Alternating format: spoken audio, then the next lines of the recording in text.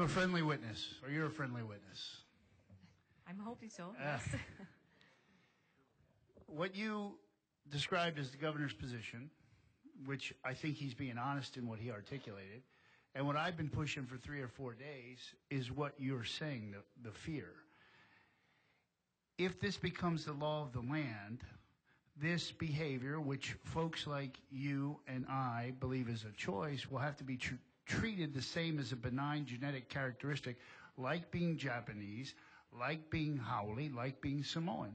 So right now, these textbooks that we have for particularly the younger kids show to quote a term that's in vogue, the rainbow of our ethnicities in these textbooks. They have a mom and a dad, correct? I use Dick and Jane. We don't use those anymore, but, you know, see Dick run. And if the law is passed, the absence, would you agree, ma'am, that the absence of portraying homosexual couples in these books would create an environment where someone could say, hey, we're not showing diversity or the wide array of Hawaii's families, and they will immediately put those in the books. And would you agree that your concern is that we'll be inculcating the youth? Well, I think, I'm not really exactly sure what your question is asking, but I think... No, it's more of a speech, but nevertheless. Are you concerned that your personal beliefs, you view this differently than you view a benign genetic characteristic such as race as a benign genetic characteristic? It is what it is. Where you believe a chosen behavior is different than a benign genetic characteristic. And you're going to be taught, you're going to be forced to teach that behaviors are the same as a benign genetic characteristic, when, as Colin Powell said, they're not. Yeah, again, I'm going to just have to go back to the concern that I had, that I stated. It is really about, I'm worried about our rights as educators and as parents. What you're stating is something that's a hypothetical. I'm afraid I can't really speak to that. Okay. All right. Okay, any other questions? Otherwise, let's move on to the next set of testifiers. Representative Onishi. Sorry, Chair, but I have one quick question for Mr. Esmond. Are you still here? Yeah, he's coming down. Okay, while you're coming up, let me ask you the question. You mentioned towards the end of your testimony about the testimony of Mr. Aquino in regards to the study that was done, and I was going to ask some questions regarding that study myself, but he wasn't available. So could you expound on what you were going to say about that study? I'm anything but an expert on the study, and I've only read a little bit about it. I'm going to say what I recall, and I hope that I'm correct. But the sample group of the study was to find adult people whose parents, male and female parents, either one of them had ever engaged in a sexual act with someone of the same sex. It had absolutely nothing to do with growing up in the same-sex household. It was completely different. So actually, because of this situation, they were interviewing a whole bunch of adults who grew up in broken households, which has really nothing to do with the topic. Okay. Some more? Okay, any other questions? Otherwise, we're going to move to the next set of testifiers. Madam Chair, you're talking about the last tranche questions, right? Last one. Was Mr. Roy Noda? May I ask him a question? Go ahead. Mr. Noda, you had said that you had 8 children and you were kind of like Father Bear coming to their defense. What are you afraid of if SB1 passes? Can you repeat that? About the bear or about... Sorry. Oh, can you... this is a 30-hour plane ride that we are on now, and sometimes... Okay, can you just repeat your question? Of course. You appeared very protective of your family. You said you had 8 children. Yes. And the question, very simply, is what are you afraid of if SB1 passes?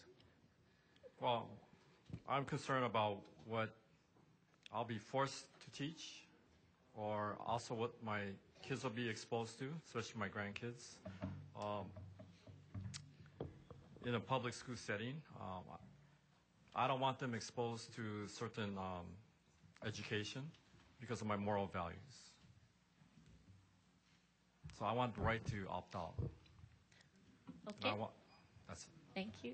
Any other questions? Otherwise, I want to move on to the next set of testifiers. Thank you very much. Please come up.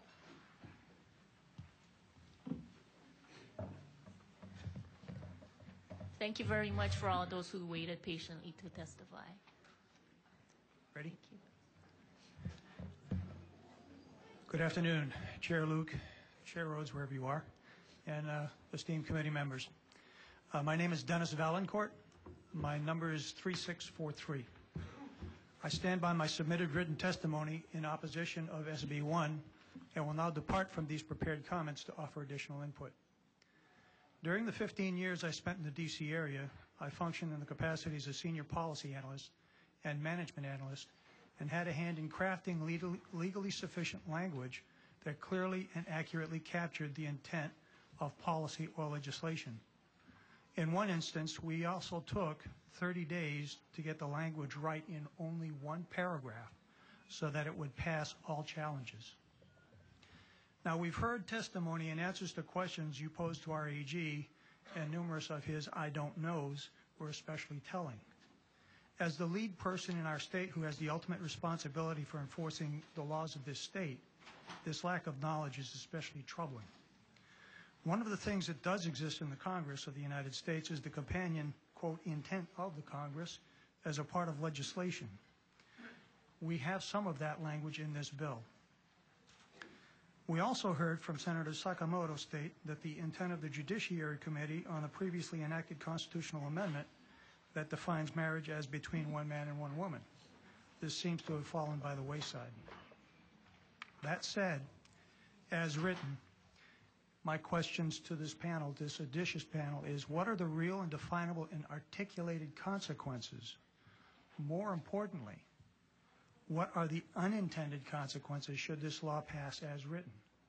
In reading through this bill, there needs to be a lot of work done to bring it up to speed so that it passes those musters. Thank you. Thank you. Next up, please come up.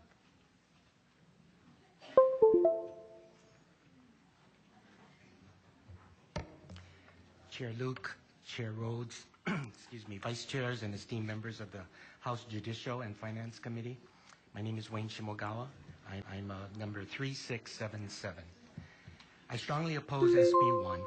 I am a registered voter, born and raised here in Hawaii, living in Aiea for almost all my life. My wife and I have 2 adult sons who also live here on Oahu. These last couple of days really opened up my eyes and my heart.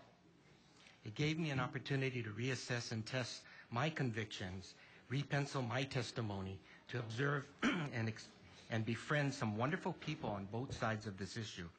I got to see tears and hear heartfelt testimonies. I also got to hear the exchanges